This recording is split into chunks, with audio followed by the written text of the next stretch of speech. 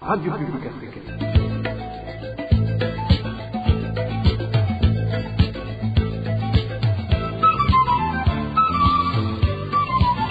Radio Publique Africaine.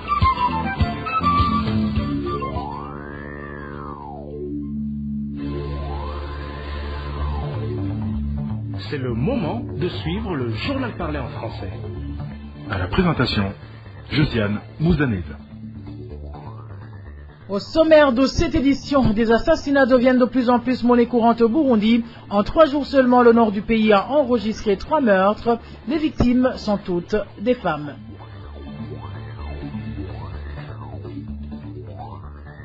Il s'observe une montée galopante des cas de Covid-19 dans différentes localités du pays, mais paradoxalement, au lieu de prendre des précautions et mesures nécessaires pour en limiter la propagation, les autorités au plus haut sommet ne font que se vanter d'être le premier pays au monde à avoir maîtrisé cette pandémie. Vous aurez les détails dans ce journal. Dans ce journal, nous vous parlerons également de la célébration ce 24 janvier de la journée mondiale dédiée à l'éducation, un secteur relégué aux oubliettes au Burundi, car non seulement dans certaines écoles, les élèves n'ont ni pupitre ni livres, même la ration alimentaire pour les établissements à régime d'internat fait défaut, ce qui se répercute sur l'apprentissage des élèves. Voilà pour les grandes articulations. Bien le bonsoir chez vous, mesdames et messieurs. Tout de suite, le développement de ces titres.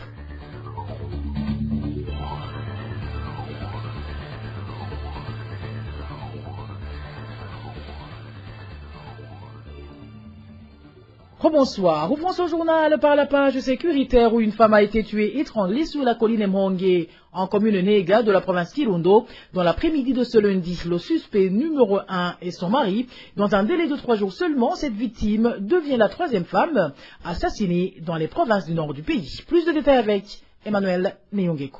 Patricie Chizanye, âgée de 35 ans, est la victime qui a été retrouvée pendue dans sa chambre sur la colline Mhonge, dans la localité de Bihembe, en commune Ntega, province de Kirundo. C'était ce 23 janvier 2023. Selon les témoignages des voisins de la victime, cette femme a été tuée étranglée par son mari. Ce dernier est un militaire du nom de Pascal Hakizimana, qui a la grade de caporal-chef, matricule HR 1791 de la 222e brigade de Nyanzarak. À ce moment, il était venu avec un commerçant de la viande de porc, selon cet habitant. Les enfants sont allés à l'école en laissant leur mère bien portante à la maison car elle leur avait même préparé le petit déjeuner. C'était l'après-midi que son mari est parti acheter la viande du porc et il est venu à la maison avec le vendeur de la viande du porc. Il a dit à sa femme de préparer cette viande. Lorsque les enfants sont rentrés de l'école, ils sont allés retrouver leur mère pendue. Même les gens qui sont venus voir le cadavre, ils ont remarqué qu'elle n'avait pas été poignardée. Selon toujours nos sources, ce couple ne vivait pas en harmonie du fait que ce militaire avait une autre femme dans la mairie de Bujumbura. La police, en collaboration avec le comité mixte, se sont mis tous à la recherche de cet homme suspecté d'avoir commis ce crime. Ce dernier a été attrapé chez sa sœur où il a échappé de justesse au lynchage de la population. Les habitants s'inquiètent que ces meurtres à l'égard des femmes vont susciter des conflits dans les familles, surtout que récemment, il y a une autre femme qui a été tuée dans cette même commune. Nous ne savons plus quoi faire du fait que même celui qui est jugé, après 2 mois, nous le voyons circuler librement. Tout cela ne fera que provoquer des violences dans les ménages. Une femme va attaquer son mari à l'avance et elle risquerait de lui couper la gorge. Très récemment, il n'y a même pas 3 jours, on a trouvé dans une chambre une femme qui a été tuée par son mari. Il lui avait même pris ses vêtements et d'autres objets. Nous nous demandons jusqu'où irait cette situation ici à Nega. C'est regrettable, vraiment. La police affirme que 2 personnes ont été arrêtées pour des raisons d'enquête. La situation se présente ainsi alors que dimanche dernier, il y a un cadavre d'une autre femme qui a été découvert en zone Mihigo, commune Busiga, en province d'Ongozi. Les habitants qui ont vu ce cadavre ont indiqué qu'il était visible que la victime avait été tuée poignardée. Emmanuel Niyongeko, sécurité toujours, un corps sans vie a été découvert ce samedi tout près du cabaret dénommé Nyawugete Beach, situé en zone Kanyosha de la mairie de Bujumbura. Les témoins disent que cet homme a été étranglé. La victime n'a pas été identifiée, précisent nos sources sur place. Selon toujours nos sources, alors que la population locale exigeait des enquêtes, le chef de zone, lui, a ordonné l'enterrement immédiat du corps. À ce propos, la rédaction de la RPA n'a pas encore pu joindre cet administratif pour de plus amples éclaircissements. Une courte pause et nous parlons santé. Le Burundi est le premier pays au monde qui a pu lutter efficacement et exemplairement contre la Covid-19. Propos du chef de l'État, Évariste Ndayishimiye. Le numéro 1 burundais s'est d'ailleurs félicité qu'il y a eu même un excédent de plus de 30 milliards de francs burundais sur les fonds alloués au programme de lutte contre la pandémie à Covid-19, une somme qui sera utilisée dans la construction d'un immense immeuble. Suivez à ce propos le président Évariste Ndayishimiye. Dans le monde entier, c'est le Burundi qui a lutté efficacement contre le Covid-19, puisque nous nous sommes uniquement confiés à Dieu pour nous sauver. Et voilà, sur l'argent débloqué, il y a eu un excédent de plus de 30 milliards. Nous allons l'utiliser dans la construction de quelque chose, et il y en a ceux qui vont crier à propos du projet. Ils crieront davantage. Cet argent qui a excédé, je vais l'utiliser dans la construction d'un complexe immobilier. Et celui-là doté de l'éloquence qu'il parlote. Est-ce que si nous devrions consommer 50 milliards et qu'on en consomme 20, où résiderait l'infraction d'utiliser le reste dans la construction? Et même si le numéro 1 burundais se félicite, des cas de Covid-19 sont toujours signalés dans différents coins du Burundi et jusqu'ici, aucune mesure n'a encore été prise dans ces localités où s'observent ces cas de Covid-19 dans le but de protéger la population et freiner la propagation de cette pandémie. Le point avec Émile Nivasumba. Les cas positifs à la Covid-19 ne cessent d'être détectés dans différents coins du pays, surtout dans les lieux publics, comme les établissements scolaires, les prisons et ailleurs. Récemment, dans la prison de Bubanza, 144 détenus ont été testés positifs à la Covid-19 sur un effectif de 512 personnes dépistées. 4 parmi elles étaient déjà admises à l'hôpital. Malgré la mise en quarantaine des patients, la direction de cette prison n'a pris aucune autre mesure de lutte contre cette pandémie. D'autres détenus continuent par ailleurs d'être envoyés dans cette prison, ce qui peut favoriser la propagation de la maladie. À part Bubanza, la province Cibitoke, surtout dans sa commune de Bukinanyana, on a enregistré 73 cas positifs. 30 parmi eux étaient des élèves des 2 établissements de cette commune. D'autres personnes testées positives à la Covid-19 dans cette commune étaient originaires des collines Butara, Nyaye, Ndora et Bumba. Dans la commune Bukinanyana, seuls ceux qui avaient des symptômes de cette maladie à coronavirus ont été dépistés. Nos sources dans cette commune indiquent que certains patients sont en train de recevoir des traitements à l'hôpital d'Ondora, d'autres à leur domicile. Certains élèves de la commune Bukinanyana sont inquiets parce qu'il y avait un grand effectif de gens qui souffraient de la toux depuis plusieurs jours dans les localités affectées. La maladie à coronavirus a également été détectée dans 5 écoles de la province Bururi. Même s'il se remarque l'augmentation de propagation de la Covid-19 dans différents coins du pays, le non-respect des gestes barrières reste un défi majeur, même en mairie de Bujumbura. Émile Nivasumba. Et puis le chef de l'État donne un délai d'1 mois à l'entreprise Regideso pour que tous les robinets publics se trouvant dans les villes de Bujumbura et Gitega soient alimentés en eau. Le président Évariste Ndayishimiye accuse la Regideso et les administratifs communaux d'être responsables du manque d'eau potable au sein de la population, d'où l'apparition de l'épidémie de choléra. Suivez le président Évariste Ndayishimiye.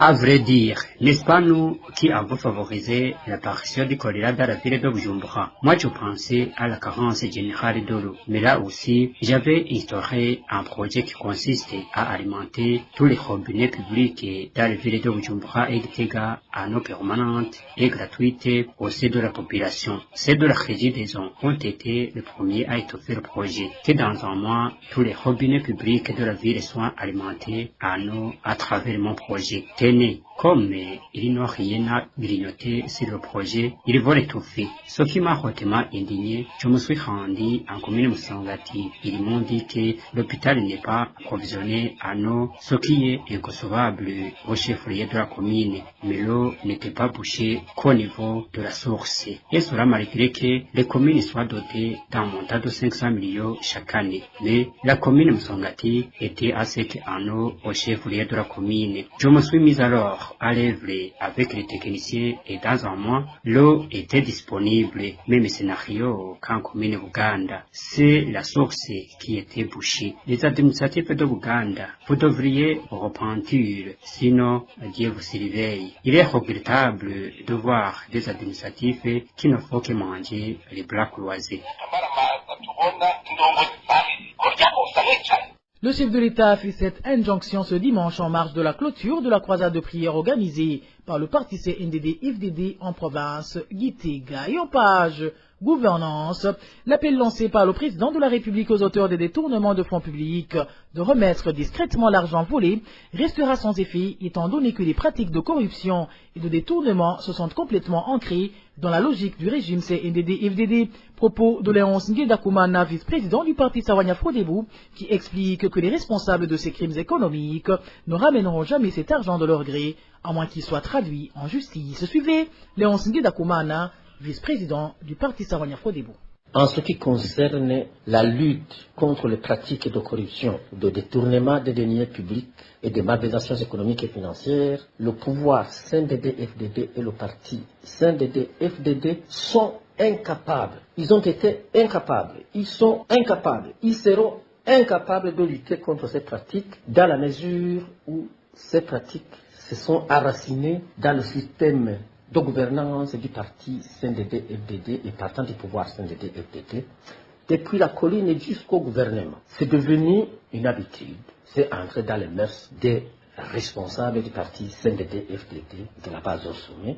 À cause d'une mauvaise conception du pouvoir, on a informé le cerveau de ces dirigeants que la chair de brute là où elle est. Dès lors, il n'aura presque rien sur les comptes qu'il a ouverts à la BRB pour y verser de l'argent qui serait ici de ces pratiques de corruption, de détournement des deniers publics et de malversations économiques et financières. Ces comptes resteront vides si demain ou après-demain on y trouve un peu d'argent. Il faudra savoir que c'est le service national de renseignement qui aura mis un peu d'argent pour crédibiliser la volonté du chef de l'État. Mais je vous assure, je vous garantis que ces corrupteurs corrompus, ces détourneurs des deniers publics, ne remettront jamais de l'argent s'ils ne sont pas traduits devant la justice et de la justice. Nous avons aujourd'hui, depuis la Constitution aux lois ordinaires, des lois qui contraignent les gens à remettre ce qu'ils ont pillé dans les caisses de l'État. Des institutions pour combattre les pratiques de corruption, le détournement des deniers publics, combattre les malversations économiques et financières, sont là. On en a à peu près 6 catégories. Mais pourquoi est-ce que le chef de l'État ne fait pas recours à ces lois et à ces institutions pour contraindre tout ce monde à remettre cet argent dans les caisses de l'État pour que le pays puisse se développer? Je donne un exemple. Quelqu'un à qui on a remis des devises pour aller chercher du carburant, pour aller chercher du sucre, je ne sais pas, pour aller chercher autre chose à l'extérieur du pays, et qui ne l'a pas fait. Est-ce qu'on attendra qu'il aille remettre l'argent sur le compte que le président a ouvert? Mais non, il faut qu'il soit arrêté, traduit devant la justice, remettre cet argent avec intérêt et amende. Ce n'est pas normal quand même qu'on ait des gens comme ça qui ont perçu de l'argent de la BRB et qui continuent aujourd'hui à utiliser de cet argent contre la volonté du peuple burundais.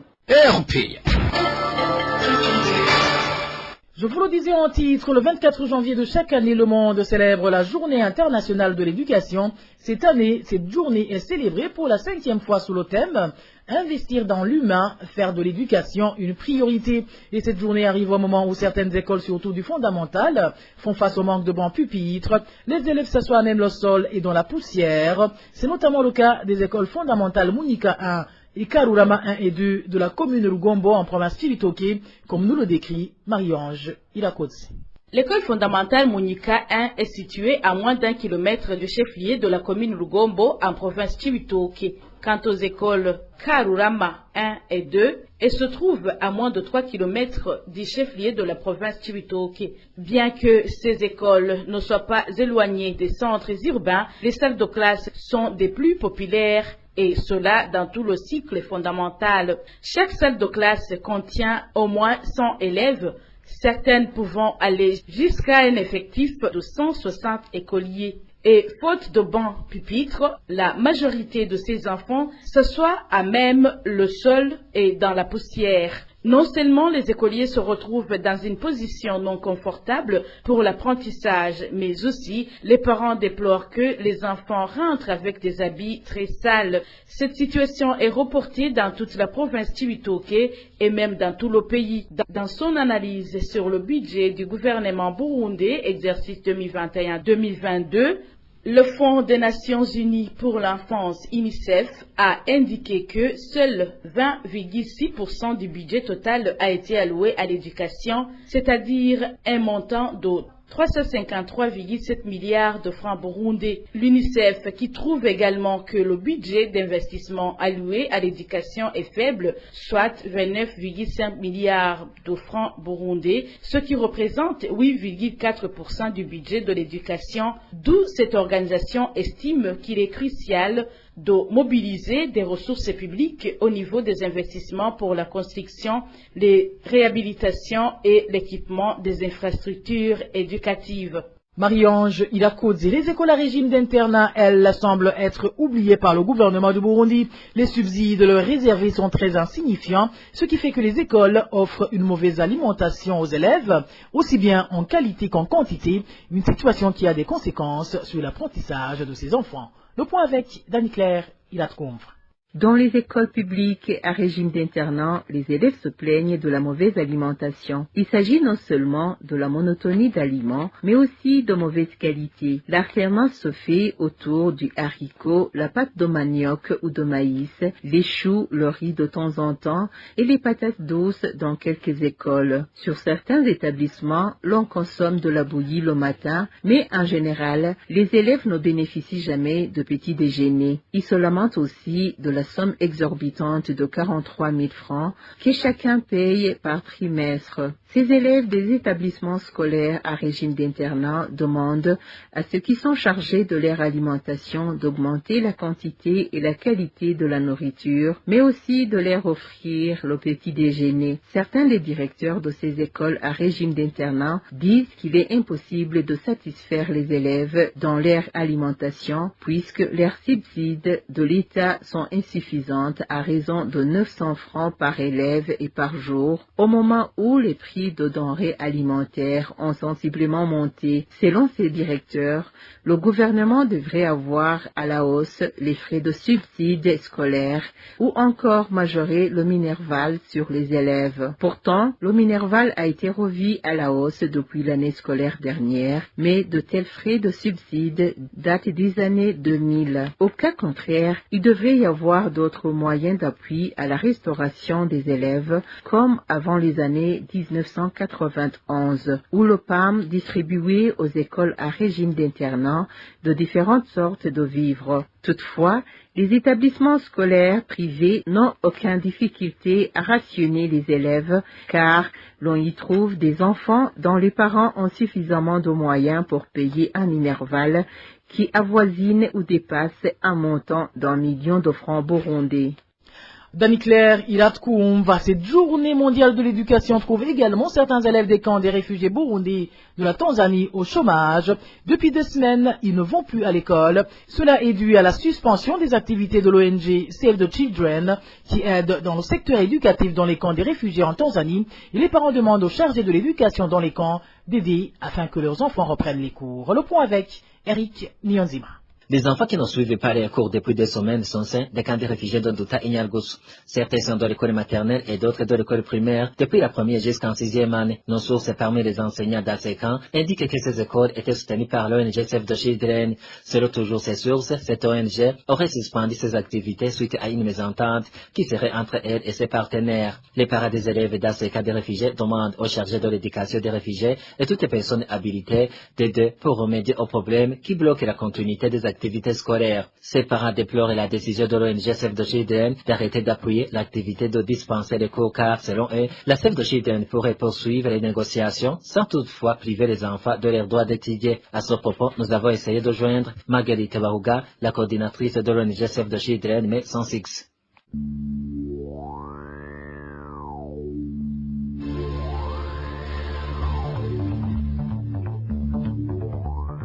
Et voilà, mes fidèles de la RPA, c'est par ici que prend fin le journal en français de ce mardi 24 janvier 2023. Merci à vous qui nous avez prêté une oreille attentive. Merci également aux équipes rédactionnelles et techniques pour leur franche et parfaite collaboration. À la présentation de ce journal, vous étiez avec Josiane Muzaneza. Passez de bons moments chez vous. Au revoir.